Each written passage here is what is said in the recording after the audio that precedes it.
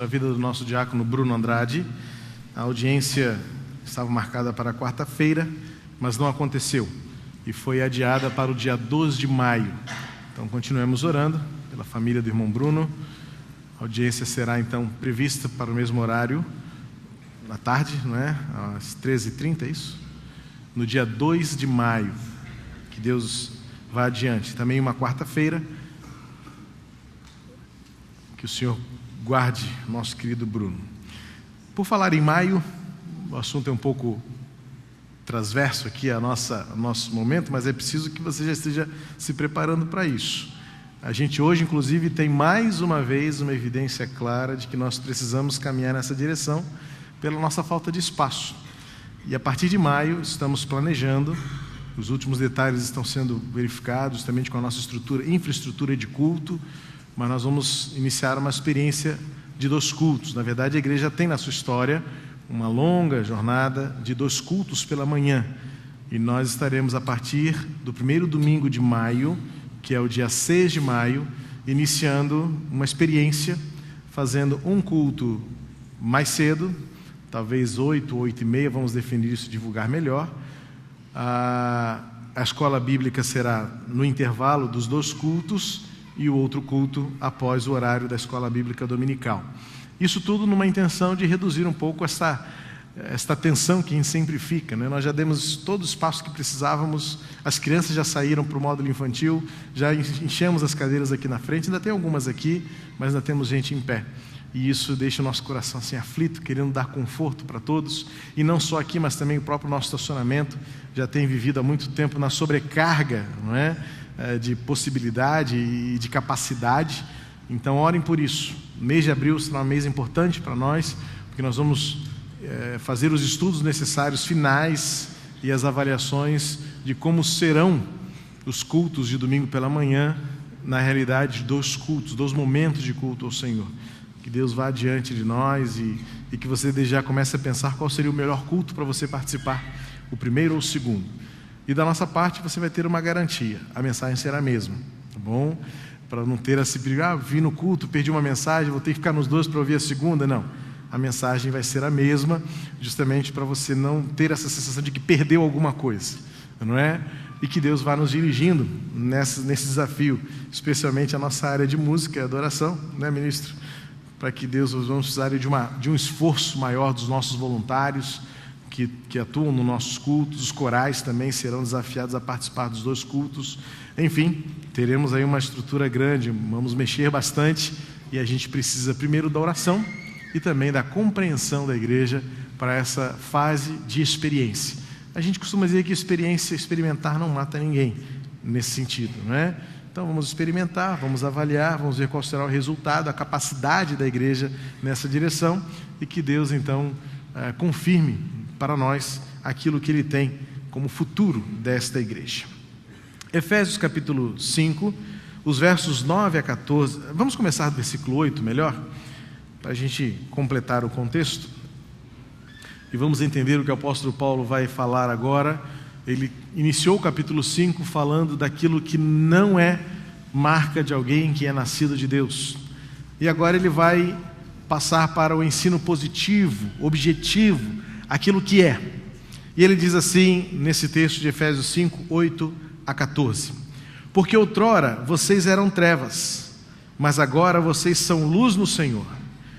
Vivam como filhos da luz, pois o fruto da luz consiste em toda bondade, justiça e verdade. E aprendam a discernir o que é agradável ao Senhor. Não participem das obras infrutíferas das trevas, antes exponham-nas à luz, porque aquilo que eles fazem oculto, até mencionar é vergonhoso. Mas tudo o que é exposto pela luz torna-se visível, pois a luz torna visíveis todas as coisas. Por isso é que foi dito: desperta, ó tu que dormes, levanta-te dentre os mortos, e Cristo resplandecerá sobre ti. Filhos da luz. Na verdade, a expressão filhos da luz, ela aparece no segundo momento, mas o apóstolo Paulo é enfático, primeiramente no versículo 8, em não apenas referir-se a nós, salvos em Jesus, como filhos da luz, mas como a própria luz.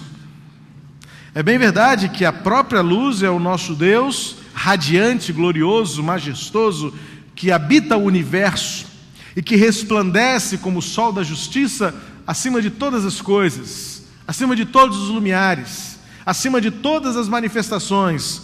O nosso Deus brilha e resplandece como a luz mais viva que há. Mas eu percebo que o apóstolo Paulo tem a preocupação em enfatizar a transformação que a graça de Jesus realizou em nós. Ele diz: vocês eram trevas. Esta afirmação, ela é contundente e ela estabelece um marco divisório inassociável.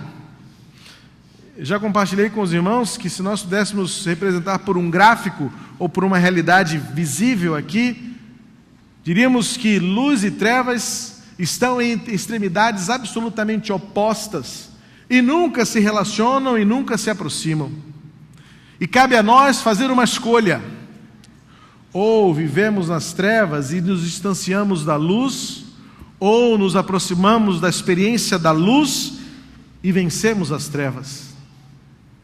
Porque, como compartilhei com os irmãos na semana retrasada, basta um pouquinho só de luz para que as trevas comecem a se dissipar. Aquela experiência, como eu disse para você, quando você acorda de madrugada. Você, ao dormir, ao apagar as luzes, percebeu que o quarto estava absolutamente escuro. Mas quando você acorda de madrugada e os seus olhos já se habituaram à escuridão, você percebe que basta o pequeno LED do seu despertador aceso para iluminar praticamente o quarto inteiro. É para provar e mostrar que, pelas leis da física, o universo inteiro manifesta a glória de Deus, dando conta de que basta um pouco de luz, quanto mais a luz inteira, quanto mais a luz radiante, a luz completa, plena de Jesus em nós. Cristo trouxe luz a nós. Ele disse: eu sou a luz do mundo. Quem está em mim nunca mais andará em trevas, nunca mais andará perdido, nunca mais andará sem direção, nunca mais andará na tristeza que a penumbra da escuridão causa e realiza em nosso coração. Mas o apóstolo Paulo vai enfatizar, primeiramente, a realidade de que nós somos luz. Não apenas manifestamos por rebatimento, não somos, neste caso aqui, meros rebatedores da luz, não somos meros refletores. Mas Paulo quer enfatizar que a mudança que Cristo opera em nós torna-nos a própria luz. Ou seja, por meio de nós, uma obra se realiza. Por meio de você, onde você está e onde você vai, se realiza uma obra gloriosa de Deus na sua vida e por meio dela. E o apóstolo Paulo nos diz isso nesse texto, e nós precisamos do texto para compreender a obra da luz por meio de nós. Primeiro, o apóstolo Paulo vai declarar que a luz produz em nós bons frutos. Ele declara lá no versículo 9, como lemos: pois o fruto da luz consiste em toda bondade, justiça e verdade. Esta afirmação nos faz compreender que a vida cristã não é um estado confessional. A vida cristã não é meramente uma profissão de fé, mas é um modelo de vida. É um estado de ação. É uma maneira de se portar e de viver e de se expressar e revelar para o mundo a glória do Deus que se revelou por meio de Jesus e nos tornou luzes para este mundo. Luz realiza obras, frutos, e o apóstolo Paulo diz quais são: bondade, justiça e verdade. Bondade é, na sua essência e no seu significado mais simples, a generosidade. Eu costumo dizer, pois aprendi isso com o pastor Manuel Xavier, já na glória com o Senhor, o que ele repetia de uma ovelha dele, que sempre dizia isso: Jesus salva, mas não educa. E muitas vezes nós vemos crentes que ainda não espargem a luz plena de Deus, pois em suas atitudes não há bondade. E onde não há bondade, há maldade. E como é triste muitas vezes perceber que pequenas atitudes e gestos, ações e reações nossas não refletem uma plenitude de bondade como fruto da luz que habita em nós e que deve espargir por meio de nós, e não como meros refletores. Porque o refletor rebate. O refletor, como o próprio nome diz, ele reflete a luz que é de outro. E ele pode muito bem dizer: não, essa luz não é minha, está fraca porque não está iluminando direito, mas não é culpa minha. Como muitos crentes também projetam suas responsabilidades para outros, dizendo: ah, mas a culpa não é minha, a culpa é da igreja, a culpa é do pastor, a culpa é do meu pai, a culpa é da minha mãe, é do meu marido, da minha esposa. Mas o apóstolo Paulo vai trazer a responsabilidade intransferível para cada um de nós. Você é luz, e esta luz dá fruto, e um desses frutos é a bondade, generosidade. E por aí nós vamos concluir que crentes são sim bondosos no lidar, no agir, no sorrir, no abrir mão, no atentar, na gentileza, na delicadeza, na civilidade, na ética cujo conceito que para mim é mais apropriado, por mais simples que seja, mas é considerar a existência do próximo, do outro. E você nunca viver uma vida ensimesmada, egoísta, tendo a você como centro do universo. Eu sou o sol. Ah, já que eu sou luz, então eu sou o sol, então todo mundo gira em torno de mim. Não. A bondade, como fruto da luz de Deus em nós, leva-nos a agir pensando nos outros, sendo gentis, em pequenas coisas como dizer bom dia, boa tarde, boa noite, como ser educado com o próximo, estender a mão para cumprimentar, ceder o lugar para sentar, compreender muitas vezes as limitações e sermos generosos e bondosos. Um exemplo do que não é ser generoso: essa semana eu estava conversando com uma pessoa e eu queria um buraco para enfiar minha cabeça, de vergonha. Para vocês terem uma ideia de como nós somos muito complicados e muitas vezes a bondade não está em nós. Eu costumo dizer que o nosso estacionamento é um laboratório.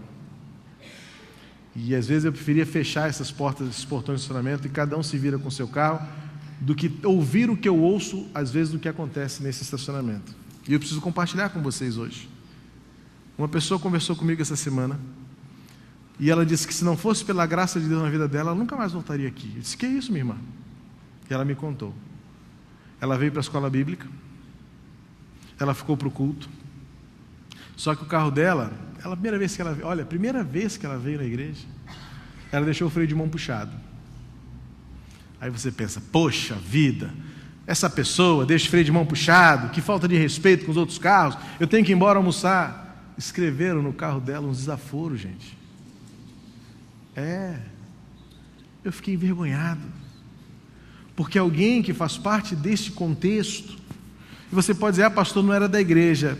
Não sei não, hein? Vou fazer um teste de caligrafia lá, um teste grafotécnico, obrigado. E eu queria um buraco para dizer para essa pessoa, eu tive que: perdoa-me. Eu fiz como Neemias, pedindo perdão ao Senhor pelo seu povo. Não tinha nada a ver com a história. Mas alguém foi lá e escreveu um desaforo para ela. Isso é a atitude de um crente? Não. Aqui tem que ser diferente. Aqui temos que ser gentis. Eu costumo dizer para a nossa equipe de hospitalidade, a Ruth está aqui como líder do ministério, é a cara da igreja. Alguém pode por acaso estar lá na recepção assim: bom dia? Não, eu não volto mais numa igreja dessa. A marca que nós temos dizendo que nós temos que ter é a alegria, é o sorriso, é a simpatia. Eu sei que algumas pessoas se incomodam porque eu peço para você abraçar quem está do seu lado, mas olha, vai vencer isso. Porque aqui nesta igreja, uma das nossas marcas é a alegria. E a alegria é celebrar. E crente carrancudo, para mim, não é crente de verdade. Eu fico pensando em Jesus. As crianças ficavam assim, dá licença, eu quero ver esse homem. E aí Jesus pega as crianças e põe no colo e fala assim, não as impeçam de mim. Você acha que Jesus é um cara mal encarado? Ele podia não ser bonito, porque a Bíblia fala que ele não tinha formosura. E eu não estou discutindo beleza física. Mas eu penso que nós precisamos desenvolver um pouco mais de bondade nos nossos relacionamentos. Tolerância, que faz parte da nossa educação civil, do respeito com o próximo, na compreensão de que nem todo mundo é igual a você, no jeito de falar, no jeito de pedir, por favor, obrigado, com licença. E se os nossos filhos não veem isso dos nossos pais, é o que eles fazem, eles saem empurrando todo mundo. Sai da frente? Não, volta aqui. Sai da frente não, dá licença. Bondade, a palavra bondade no grego aqui, representa um coração generoso, um espírito dadivoso, que olha para o próximo e diz, você tem importância. Mas nós lidamos como se fôssemos todos árvores, como se fôssemos todos paredes, como se fôssemos todos qualquer coisa. Mas quando nós olhamos para a cruz, nós precisamos ser levados a pensar que Cristo morreu por mim. É o que nós cantamos, por mim, pelos meus pecados. Não, mas morreu pelo outro também. E saber que Ele morreu pelo outro torna-o tão importante quanto eu, no lugar onde Ele está, no que Ele diz, e principalmente pelo que Ele sente. A luz em nós torna-nos pessoas bondosas. E a gente precisa aprender a ser bondoso, a ser educado, a ser gentil. E quando alguém fala para mim, mas eu sou assim mesmo, esta pessoa, ou qualquer um que diga isso, e quando eu digo assim, eu estou dizendo que a morte de Cristo não tem poder de transformar a minha vida. Mas o verdadeiro servo é aquele que diz, eu sou assim, mas eu estou lutando para ser diferente. Eu sou assim, mas eu estou aos pés da cruz, suplicando ao Senhor para que me molde, para que me forje, para que eu me torne uma pessoa bondosa. Não só a bondade, mas a justiça. E você percebe que as coisas andam juntas. Não são elementos individualizados, não são elementos independentes, mas o apóstolo Paulo vai falar da justiça, que é dar aos homens e também a Deus aquilo que lhes é devido. Justiça aqui é você querer que todos tenham e recebam da mesma maneira como você gostaria de ter e receber. Isso é justo. Justo não é meramente praticar o que a lei diz, porque a lei foi consolidada plenamente na cruz. Esse é um conceito que a gente precisa entender. A Bíblia só pode ser interpretada plenamente à luz da cruz, pela sombra da cruz, em que nós entendemos que a cruz consolidou e cumpriu a lei, plena e perfeitamente. Então, a justiça não é mais o cumprimento da lei. A justiça é o cumprimento da cruz. E pensar pela cruz é querer aos outros aquilo que você quer a você. Foi o que Jesus nos ensinou. Foi o que os apóstolos ensinaram aos primeiros cristãos. Pense bem que a justiça seria muito mais simples. E aí vamos para a discussão realmente jurídica. Dura lex, sed lex. A lei é dura, mas é lei. Mas vamos para a cruz, que nos coloca agora num patamar de igualdade, de isonomia, todos no mesmo degrau, e que pela cruz não é mais o que está escrito na palavra, na escrita, mas é o que está escrito no coração. É o que diz Hebreus. E no coração, o preceito da justiça é fazer aos outros o que você gostaria que fizessem a você. Resolvemos os nossos problemas. Fale com os outros como você quer que falem com você. Reaja com os outros como você quer que reajam a você. Use o seu espaço geográfico como você quer que os outros usem também. O respeito, a consideração, a educação, o fato de que o outro existe e é tão importante quanto você, pois foi por ele também que Jesus morreu na cruz. Isso nos leva aos presídios, isso nos leva aos hospitais, isso nos leva aos funerais, nos leva às escolas, nos faz sair do lugar onde estamos e vamos em direção ao próximo para dizer: eu vim aqui fazer por você o que eu quero que façam por mim. Não foi o que Jesus ensinou? Estive doente e foste me visitar. Estive nu e deste-me de vestir. Tive sede e me deste de beber. Fazer pelos outros o que você quer que façam por você. Este é o senso perfeito de justiça. E por último, o apóstolo Paulo vai dizer nesta pequena lista de frutos da luz, da verdade, que é a verdade moral. E significa dizer que não é meramente a verdade que você conhece, a verdade que eu sei, mas é a verdade que você faz. A vida cristã não é conhecimento. A vida cristã é conhecimento e ação. A vida cristã é colocar em prática aquilo que você crê, para que os outros vejam em você a realidade da luz. Coerência. Coerência quando você é a mesma pessoa para todos aqueles que lhe veem, mesmo quando eles não estão lhe vendo.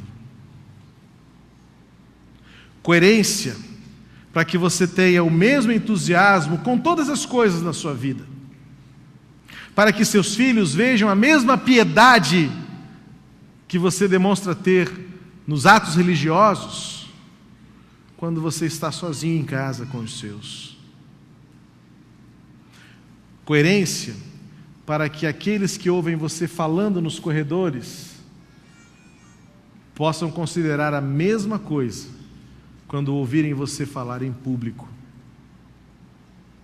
Coerência, que é você mostrar para o seu chefe, para o seu patrão, para o seu cônjuge, para os seus pais ou para os seus filhos, que aquilo que você faz está baseado naquilo que você diz crer. Verdade moral.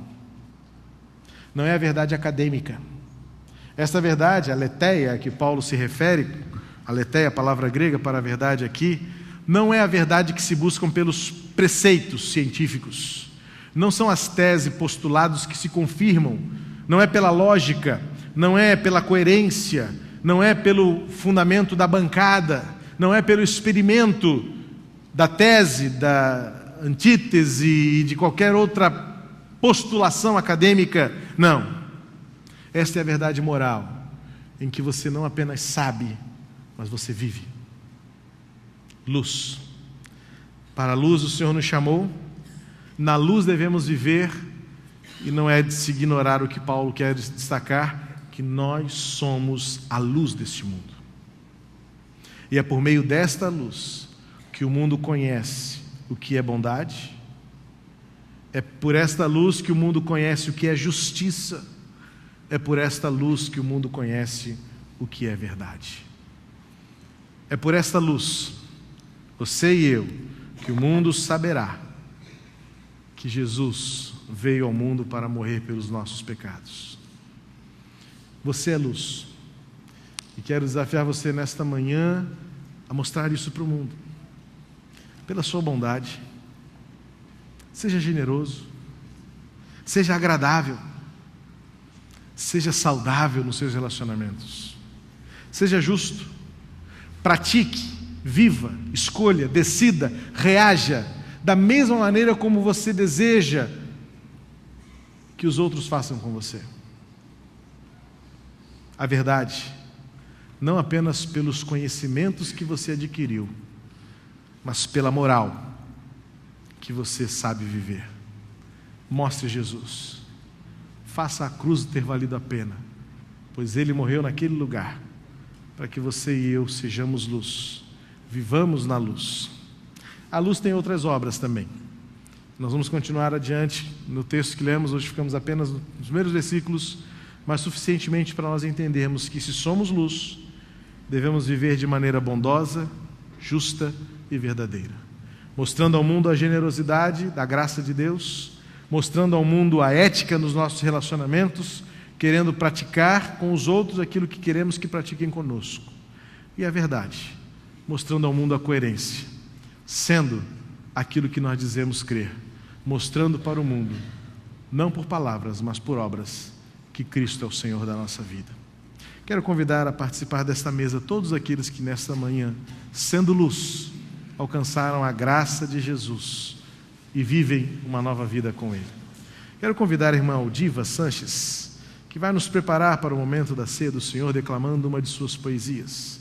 Enquanto isso, diáconos e eu estaremos nos colocando apostos para celebrarmos juntos a mesa do Senhor, a graça redentora, salvadora e transformadora de Jesus, a nossa luz, a luz do mundo.